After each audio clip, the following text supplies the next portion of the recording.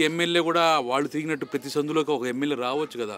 వాళ్ళు పవన్ కళ్యాణ్ అన్ని చోట్ల తిరగలేడు, ఒక మనిషి అన్ని చోట్ల కష్టపడలేడు. ఫైరే అది ఫైర్ అంతే. అది ఆ ఫైర్ అలా వెలుగుతూ ఉంటేనే సీఎం అని కాదు, కానీ ఆ ఫైర్ అలా ఉంటేనే అలాగే ఉండాలి.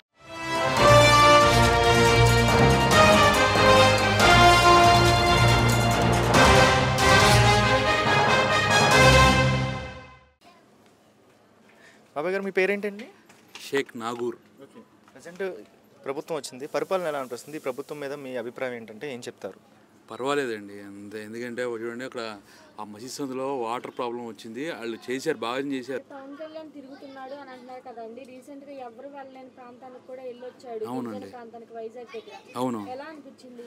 చాలా మంచి విషయం మేడం. అలాగా ఎవరెవరు ఎక్కడికి వెళ్ళలేదు, అన్ని చోట్లకి వెళ్ళాలి. ప్రభుత్వం అంటే వాళ్ళు కూడా మనకి ప్రభుత్వానికి ఓట్లు వేసిన వాళ్ళే కదా. ఓటు వేసిన ప్రతి సింగిల్ పర్సన్ దగ్గరికి కూడా వెళ్ళి సర్వీస్ చేయడం అనేది చాలా మంచి విషయం.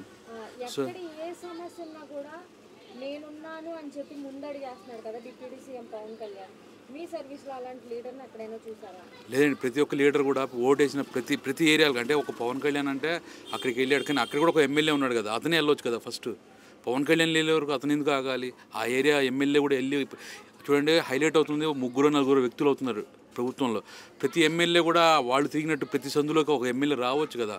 వాళ్ళు పవన్ కళ్యాణ్ అన్ని చోట్ల తిరగలేడు, ఒక మనిషి అన్ని చోట్ల కష్టపడలేడు. ఏ ఏరియాకి ఏరియా ఎమ్మెల్యే సెలెక్ట్ చేశారు కదా. ఏ ఏరియాకి ఎమ్మెల్యే వచ్చి ప్రతి సందులో తిరిగి పవన్ కళ్యాణ్ తిరిగినట్టు, రాష్ట్రం మొత్తం తిరిగినట్టు మీ నియోజకవర్గం తిరిగి మీరు చేస్తే అసలు పవన్ కళ్యాణ్ తిరగాల్సిన అవసరం ఉండదు. ఇంకా అక్కడ రోడ్లు అక్కడ ఎమ్మెల్యే చేస్తే పవన్ కళ్యాణ్ వెళ్ళాల్సిన అవసరం ఉండదు కదా. గతంలో చూసుకుంటే పవన్ కళ్యాణ్ని అసలు గెలిపించుకుంటే ఎలా చేస్తాడో ఏంటో, సినిమా నటుడు కదా, పేద ప్రజలకు అండగా ఉంటాడా లేదా అని ప్రజలు కూడా చాలా భయపడ్డారు కదా. ఇప్పుడు ఆయన పనితీరు చూస్తే ఎలా అనిపిస్తుంది? లేదండి, ఒక పవన్ కళ్యాణ్ గారు మిగతా ఎమ్మెల్యేస్ అందరూ కూడా పవన్ కళ్యాణ్ లాగే పనిచేసే వాళ్ళే ఎమ్మెల్యేలు అయితే ఇక ఎవరికి ఎటువంటి ఇబ్బంది ఉండదు. ఇక ట్యాక్సులు అంటారా, ఇవి అంటారా, ఖచ్చితంగా కట్టి తీరాల్సిందే. ₹1 అటో ఇటో కట్టాల్సిందే, కానీ వాటి ఇబ్బందిగా మనం ఫేర్ అవ్వకూడదు. అన్నీ ఫ్రీగా కోరుకోకూడదు. ఇప్పుడు చూడండి, రోడ్డు మీద వెళ్తుంటే హ్యాపీగా మనం రోడ్డు పక్కన జనాలను చూసుకుంటూ వెళ్ళిపోవచ్చు. ఇంతకుముందు రోడ్డు చూసుకుంటూ వెళ్ళాల్సి వచ్చేది, ఇప్పుడు ఆ పరిస్థితి లేదు. దాదాపుగా బాగున్నాయండి.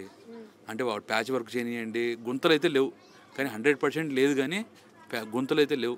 మనం ముందు వచ్చి మనిషిని చూసుకొని మనల్ని ఎవరు గుద్దకుండా చూసుకుని వెళ్ళొచ్చు. ఇంతకుముందు అలా కాదు, రోడ్లు చూసుకుంటూ వెళ్ళాల్సి వచ్చేది. ఎక్కడ గొయ్యి ఉందా, ఎక్కడ ఉందా అని భయపడతా వెళ్ళాల్సి వచ్చేది.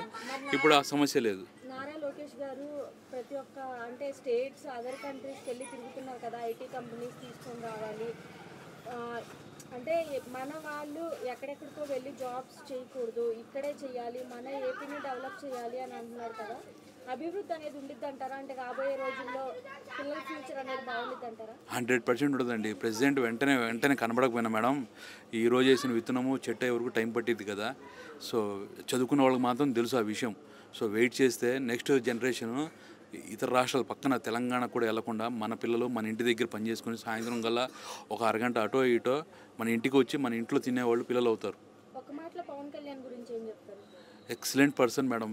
ఇలాగ ప్రతి ఎమ్మెల్యే కూడా పవన్ కళ్యాణ్ లాగా పనిచేస్తే మన రాష్ట్రము ప్రపంచంలోనే టాప్ 1లో ఉంటుంది. కూటమి గురించి ఒక మాటలో ఏం చెప్తారు?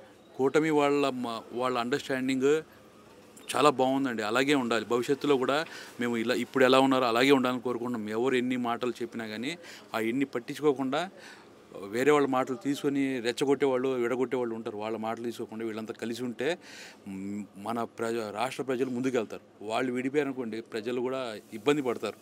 ఇప్పుడు మా ఏజ్ అయితే అయిపోయింది. నెక్స్ట్ మా జనరేషన్ పిల్లలు, ఇప్పుడు చూడండి, మా పిల్లలు హైదరాబాద్లో పనిచేస్తున్నారు. సో అలా కాకుండా ఈ మంగళగిరిలోనూ అమరావతిలో పనిచేశారనుకోండి, సాయంత్రం ఇంటికి వస్తారు, వాళ్ళకి వండి పెట్టడానికి అవకాశం ఉంటుంది, చక్కగా చూసుకోవచ్చు. సో పిల్లలు బయట రాష్ట్రాల్లో తాగుబోతులు అయిపోతున్నారు, పనిచేస్తున్నారు, సంపాదిస్తున్నారు, కానీ తాగేస్తున్నారో, తిరుగుతున్నారో, వాళ్ళ టైం ఎక్కడ స్పెండ్ చేస్తున్నారో మేము 100% వాళ్ళ మీద నిఘా పెట్టలేం కదా. సో ఇక్కడ ఉంటే మా పిల్లలు మా కళ్ళ ముందు ఉంటారు, హ్యాపీగా ఉంటాం. సో ఇప్పుడు మా జనరేషన్ కాకపోయినా నెక్స్ట్ వాళ్ళ పిల్లల కోసం సరే నెక్స్ట్ ఖచ్చితంగా అయిద్దని భావిస్తున్నాం, ఇలాంటి కూటమి ఖచ్చితంగా ఉంటే. బాబాయ్ గారు, మీ పేరేంటండి? షేక్ నాగూర్ షరీఫ్ అని. ప్రజెంట్ ఇప్పుడు కూటమి ప్రభుత్వం వచ్చింది కదండి, ఈ ప్రభుత్వం వచ్చిన తర్వాత పరిపాలన ఎలా అనిపిస్తుంది? ప్రజలకి మీకు దగ్గరలో ఎలా ఉన్నారనిపిస్తుంది? ఏం చెప్తారు? తేడా అయితే బాగా కనబడుతుంది. ఇంత ముందులాగా చెత్త పన్ను లేదు, మెయిన్ అధికారుల ఇది ఇబ్బంది లేదు. ప్రస్తుతం ఎవరికైనా ఏదైనా ఫ్రీగా మాట్లాడుకోగలుగుతున్నాం, ఫ్రీగా ముందు వాట్సాప్ చాట్స్ ఏదైనా సరే ఫ్రీగా చేయగలుగుతున్నాం. ఒకప్పుడు కొంచెం జంకేవాళ్ళం, ఇప్పుడు లేదు. అంటే ప్రీవియస్లో చూశారు కదా, ప్రీవియస్ గవర్నమెంట్ ఎంతవరకు డౌన్ అయిపోయింది అంటారు? ఎందుకు అంత పరిమితం అయింది ఓటంపాలు? ఎందుకు ఏం జరగలేదంటారు? వాళ్ళు ఎందుకు డౌన్ అయ్యారు? ఎందుకంటే మెయిన్ అంటే చెత్త పని అండి. ఎందుకంటే ఇదే మా ఏరియాలో ఎన్నోసార్లు ఎంతో మందితో గొడవలు కూడా జరిగాయి. చెత్త తెచ్చి ఇళ్ళ ముందు వేయటం, ఇవ్వకపోతే అసలు కొట్టుకునేదాకా వెళ్ళింది ఒక రకంగా చెప్పాలంటే. ఏమన్నా అంటే రోజు కాదు, 3 నెలలకు 4 నెలలు ఒకేసారి కట్టాలి. సరే కడతాం, బిల్లు ఇవ్వండి అంటే బిల్లు ఉండదు, రిసిప్ట్ ఉండదు, ఎలా ఇస్తారు? ఆ విషయం మీద కొద్ది గొడవలు జరిగింది. అలా చెత్త పన్నే మెయిన్. ఫస్ట్ ఆఫ్ ఆల్ ఏంటంటే డ్రైక్. ఇక మిగతా అన్నీ ఇక కరెంటు బిల్లు ఇవన్నీ మీకు తెలియదే ఉంది. కరెంటు బిల్లు అన్నీ హైక్ అయినాయి, 1కి 2 సార్లు. ట్రూ యాప్లని ఎప్పుడో ఇచ్చిన ఇళ్ళకి కూడా ఇప్పుడు డబ్బులు కట్టించుకున్నారు. ఇప్పుడు చెత్త అని మీరు అన్నారు కదా అండి, అదే చెత్తని ఇప్పుడు చంద్రబాబు నాయుడు గారు వచ్చిన తర్వాత ఆయన ఏంటంటే చెత్త కూడా ఉపయోగపడిద్ది, చెత్త నుండి బయోఫ్యూయల్ కానీ, పవర్ కానీ, ఎరువులు కానీ ఇవి కూడా తయారు చేయొచ్చు, ప్రతి 3వ శనివారం ఇది పాటించాలి అని చెప్పేసి అని అంటున్నారు కదా, ఎలా అనిపించింది? మొన్నగా అనౌన్స్ చేశారు. అది అమల్లోకి వస్తే కొద్దిగా తెలిసిద్దమ్మా. ఎందుకంటే ఒకటే అయింది, ఇంకో శనివారం 3వ శనివారం రాలేదు కాబట్టి వచ్చాక దాని గురించి మాకు 1-2 శనివారాలు చూస్తే తప్ప అర్థం కాదు. అది ఎందుకంటే అనౌన్స్ చేశారు అంతే. అనౌన్స్మెంట్ అమల్లోకి వస్తే తెలిసిద్ది. ఆయన ఆలోచనలన్నీ చాలా బాగా ఇన్నోవేటివ్గానే ఉంటాయి. అయితే కింద ల్యాండ్ అందరికీ కొద్దిగా చదువు లేని వాళ్ళకి అర్థమయ్యేసరికి టైం పట్టిద్ది. ఏదైనా దాని ఫలాలు అందినప్పుడే అది అమలుకి ఎవరైనా యాక్సెప్ట్ చేస్తారు. ఆయన అనౌన్స్ చేస్తారు, టక్కన అది అందరికీ అర్థమయ్యేలాగా ఉంటే చాలు. లోకేష్ గారి గురించి ఏం చెప్తారు? ఇప్పుడు లోకేష్ గారిది ఏముందమ్మా, ఆయన టైగరే. ఆయన వల్లే మేము ఇక్కడ సభ్యత్వాలు అన్నీ దగ్గరుండి చేయగలిగించాం. ఎందుకంటే ఆయన ఇచ్చేయని చెప్పి ఆయన కొన్ని వీడియోలు కూడా ఉన్నాయి. ఇళ్ళమ్మట ఆయన ఇంటికి ప్రతిరోజు అందరూ వెళ్ళడం, సమస్యలు చెప్పడం, చాలా వరకు ఇన్స్టెంట్గా పరిష్కారం చేయటం, ఈ వీడియోలన్నీ పెట్టి చాలామందికి సభ్యత్వాలు కూడా నమోదు చేయడానికి అవకాశం వచ్చింది.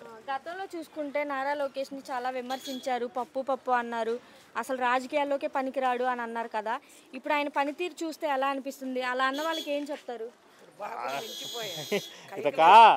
ఇదక్క అమ్మ, ఆయనది ఒకప్పుడు లోకేష్ వేరు, ఇప్పుడు లోకేష్ వేరమ్మా. ఆయన అధికారంలో లేనప్పుడే టైగర్లా తిరిగాడు.